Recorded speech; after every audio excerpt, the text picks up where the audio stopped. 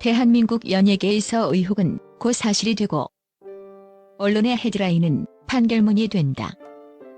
법의 심판대에 오르기도 전에 키보드 워리어들이 집행하는 인민재판이 먼저 시작된다. 아니면 말고 시계 폭로가 터져나오면 무죄 추정의 원칙은 톱스타라는 이만으로 사치가 된다. 그리고 그 잔혹한 재판이 끝났을 때 설령 무죄라는 차가운 법적 진실이 밝혀진다 해도 이미 사회적 사형 선고를 받은 스타의 명예는 회복될 길이 없다. 여기 언론이 던진 돌에 맞아 만신창이가 되었지만 뒤늦게 진실이 밝혀진 5명의 스타가 있다. 그들은 법정에서 무죄를 선고받았거나 혹은 그들을 악마로 만들었던 최초의 고발이 거짓으로 드러났다. 하지만 진실이 밝혀졌을 때 그들이 잃어버린 시간, 명예, 그리고 수백억의 돈은 누가 보상하는가? 언론은 그들의 추락을 생중계했지만, 언론이 악마로 규정했지만 사실은 무죄였던 이들, 그들의 무죄를 제대로 보도하지 않았다. 그 처참했던 진실의 기록을 다시 펼쳐본다. 5. 장군석 150억을 태워버린 회계 실수라는 진실. 2014년 아시아의 프린스 장군석의 명성은 동아시아를 호령했다. 그의 이름 앞에는 언제나 수천억 원의 경제 가치라는 수식어가 따라붙었다. 그는 걷는 기업이었고 한류의 상징이었다. 그러나 단 하나의 헤드라인이 그가 공들여 쌓아올린 모든 것을 잿더미로 만들었다. 단독 장군석 20억 원대 탈세 의혹. 순간 아시아의 프린스는 탈세 연예인이라는 주홍글씨가 새겨진 범죄자로 전락했다. 언론은 그가 해외 활동 수입을 의도적으로 누락했다며 확인되지 않은 추측성 기사를 사실인 양 연일돼서 특필했다. 그가 수년간 쌓아올린 신뢰의 탑은 단 며칠 만에 처참하게 무너져 내렸다. 대중의 비난은 융단 폭격처럼 쏟아졌다. 하지만 이 떠들썩한 탈세 스캔들의 진실은 허무할 정도로 간단했다. 국세청의 정기 세무조사 결과 이는 장군석의 의도적인 개입이 아닌 소속사의 회계 처리 과정에서 발생한 오류임이 밝혀졌다. 그는 탈세 혐의에 대해 무죄였으며 단지 소속사의 실수로 인한 추징금을 성실히 납부했을 뿐이었다. 국세청마저 장군석 본인은 이 과정에 전혀 관여하지 않았다고 공식 확인해 주었다. 그러나 진실은 중요하지 않았다. 탈세 의혹이라는 자극적인 4글자는 회계 오류라는 재미없는 4글자로 덮이지 않았다. 무죄라는 법적 진실은 언론의 가심난 한 구석을 차지했을 뿐 대중의 뇌리에 박힌 탈세범 이미지를 지우지 못했다. 그는 막 촬영을 시작했던 예능 삼시세끼 어촌편에서 흔적도 없이 통편집되는 굴욕을 겪었고 예정되었던 모든 영화와 광고 계약은 공중분해되었다. 그가 이 회계 실수 하나로 입은 금전적 피해액만 무려 150억 원이 넘었다. 그는 자신이 저지르지도 않은 잘못의 대가로 자신의 명성과 돈, 그리고 대중의 신뢰까지 모든 것을 한꺼번에 빼앗겼다. 4. 박시후 성폭행범 낙인. 그리고 4년간의 유배. 2013년 배우 박시후는 청담동 앨리스, 공주의 남자 등 연이은 히트작으로 커리어의 정점에 서 있었다. 그가 출연하는 드라마는 연일 최고 시청률을 경신하며 박시후 신드롬을 일으켰다. 그러나 한 신인 여배우의 충격적인 고소장이 그의 인생을 통째로 나락으로 떨어뜨렸다. 박시후에게 성폭행을 당했다. 젠틀한 이미지, 멜로 장인으로 불리던 톱스타가 성폭행범으로 지목된 순간 언론은 확인되지 않은 고소인의 일방적인 주장을 받았으며 그를 파렴치한 범죄자로 몰아갔다. 대한민국은 발칵 뒤집혔다. 수사 과정의 모든 세부 사항이 선정적으로 중계되었다. 그가 어떤 해명을 내놓아도 이미 분노한 대중의 귀에는 들리지 않았다. 그러나 사건의 내막은 충격적인 반전을 품고 있었다. 국립과학수사연구원의 감정 결과 강제성을 입증할 만한 그 어떤 물리적 증거도 발견되지 않았다. 오히려 고소인의 진술은 시간이 갈수록 앞뒤가 맞지 않았고 사건 당일 CCTV에는 그녀가 박시후의 집을 의도적으로 찾아오는 듯한 모습이 포착되었다. 심지어 그녀가 지인과 나눈 메신저 대화에서는 거액의 합의금을 뜯어내겠다는 뉘앙스의 대화까지 발견되었다. 결국 검찰은 불기소 처분을 내렸다. 증거 불충분, 그리고 양측의 극적인 화해. 법적으로 그는 완벽한 무죄였다. 하지만 성폭행범이라는 붉은 낙인은 그의 등 뒤에 선명하게 찍혀 있었다. 합의를 했다는 사실 자체가 대중에게는 유죄 인정처럼 비쳤다. 모든 계약이 취소되었고 그는 4년이라는 긴 시간 동안 강제적인 자숙, 아니 유배 생활을 견뎌야 했다. 법은 그의 손을 들어주었지만 여론은 그에게 종신형을 선고했다. 4년 뒤 그가 복귀했을 때 그는 이미 톱스타가 아닌 논란의 배우가 되어 있었다. 3. 유아인 마약 괴물이라는 언론. 치료 목적이라는 법원. 2023년 연기 천재 배우 유아인은 프로포폴 상습 투약 혐의로 경찰 조사를 받으며 연예계를 충격에 빠뜨렸다. 언론은 기다렸다는 듯이 경쟁적으로 자극적인 헤드라인을 쏟아냈다.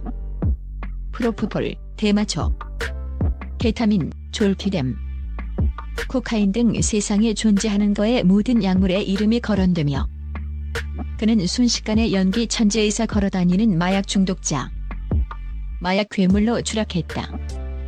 언론의 보도만 보면 그는 상습적으로 불법 약물을 투약하고 심지어 유통까지 시도한 마약왕에 가까운 중범죄자였다. 경찰의 피의사실 공표와 언론의 받아쓰기가 합쳐져 그는 재판이 열리기도 전에 이미 유죄가 확정된 듯 보였다. 그가 참여한 4편의 영화와 1편의 드라마는 즉시 올스톱되었고 광고주들은 수십억 원대의 위약금 소송을 제기했다. 그에게 청구된 위약금 총액은 100억 원이 넘었다. 그러나 2024년 1심 법원의 판결은 언론이 만들어낸 악마의 이미지와는 상당한 거리가 있었다. 재판부는 그의 프로포폴 투약 혐의에 대해 치료 목적을 일부 초과한 부분이 있다고 인정하면서도 언론이 주장했던 상습적 남용이나 불법 유통, 증거인멸 혐의는 대부분 인정하지 않았다. 가장 충격적이었던 코카인 투약 혐의 역시 증거 부족으로 무죄가 선고되었다. 물론 그가 법적으로 완벽히 무죄인 것은 아니다. 그는 징역 1년의 집행유예 2년을 선고받았다. 하지만 언론이 그를 희대해 마약 사범으로 몰아간 것에 비하면 법원의 판결은 훨씬 경미했다. 대중은 언론 보도를 통해 그가 최소 5년 이상의 실형을 받을 것이라 예상했지만 결과는 집행유예였다. 그는 100억 원이 넘는 위약금을 물게 되었지만 이는 법적인 처벌이라기보다 언론이 만들어낸 마약 괴물이라는 이미지에 대한 값비싼 대가였다. 2. 김선호 익명의 폭로. 그리고 디스패치의 반전. 2021년 가을 갯마을 차차차의 홍반장 신드롬으로 대한민국은 김선호알이 중이었다. 그의 선한 이미지는 그를 일약 톱스타로 만들었다. 그러나 드라마 종영 바로 다음 날 그 이미지는 단 하나의 익명 게시글로 산산조각 났다. 전 여자친구라고 주장하는 A씨가 김선호가 혼인을 빙자해 낙태를 종용했다고 폭로한 것이다. 착한 남자, 선한 이미지의 배신에 대중은 그 어떤 스캔들보다 더 크게 분노했다. 파장은 즉각적이고 치명적이었다. 그는 해명할 기회조차 얻지 못했다. 1박 2일 제작진은 사실관계 확인도 없이 그를 즉시 하차시켰고 촬영을 앞둔 2편의 영화 캐스팅은 무산되었으며 그를 모델로 썼던 11개의 광고가 24시간 만에 동시에 내려갔다. 단 며칠 만에 발생한 피해액은 50억 원을 훌쩍 넘겼다. 그는 사실상 연예계에서 생매장당했다. 그러나 일주일 뒤 아무도 예상하지 못했던 반전이 터져나왔다. 디스패치가 A씨의 주장을 정면으로 반박하는 두 사람의 카카오톡 대화 내용을 공개한 것이다. 대화 속 김선호는 낙태를 종용한 쓰레기가 아니었다. 그는 결혼하겠다, 책임지겠다고 말하며 오히려 충격에 빠진 A씨를 안심시키려 애쓰고 있었다. 낙태는 두 사람의 합의하에 이루어진 고통스러운 결정이었다. 결국 A씨는 자신의 글로 인해 그에게 피해를 준 것을 사과한다며 과장된 부분이 있었다고 한 발 물러섰다. 거짓이 드러나자 그를 내쳤던 광고계가 다시 그를 부르기 시작하는 기한상이 벌어졌다. 하지만 1박 2일의 빈자리는 돌아오지 않았다.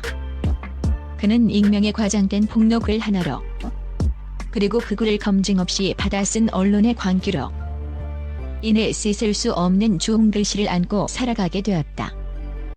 1. 정준영 2016년의 무죄. 2019년의 진짜 유죄라는 잔혹한 아이러니. 2016년 정준영은 전 여자친구로부터 불법 촬영 혐의로 고소당했다. 1박 2일의 악동 이미지는 순식간에 몰카범이라는 끔찍한 낙인으로 변했다. 그는 즉시 프로그램에서 하차했고 대중의 문매를 맞았다.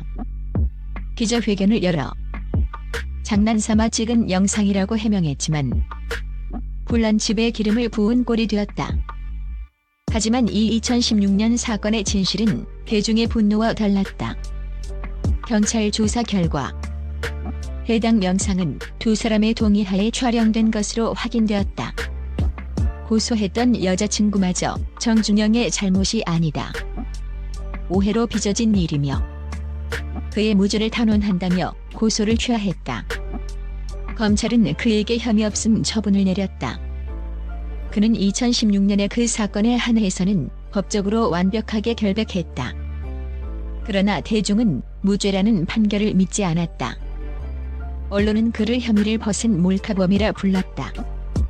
그는 결백했지만 1박 2일에 복귀할 수 없었고 모든 연예계 활동이 중단되었다. 몰카범이라는 꼬리표는 그를 평생 따라다녔다. 그리고 3년 뒤 2019년 대한민국 연예계 역사상 가장 잔혹하고 소름 끼치는 아이러니가 발생했다. 버닝썬 게이트가 터지면서 2016년과는 전혀 다른 사건들로 인해 정준영이 실제로 불법 촬영물을 상습적으로 유포한 진짜 범죄자였음이 드러난 것이다. 그는 결국 징역 5년형을 선고받았다. 이것은 무엇을 의미하는가? 2016년 언론과 대중은 무죄였던 그를 유죄로 단정하고 사회적으로 매장시켰다. 그들의 비난은 2016년의 사건에 대해서는 명백한 오판이자 마녀사냥이었다. 하지만 역설적이게도 그들의 오판은 3년 뒤에 밝혀질 그의 진짜 본질을 꿰뚫어 보고 있었다. 2016년의 대중은 들렸지만 동시에 맞았다. 이것은 대한민국 연예계 역사상 가장 기괴하고 씁쓸한 진실이다.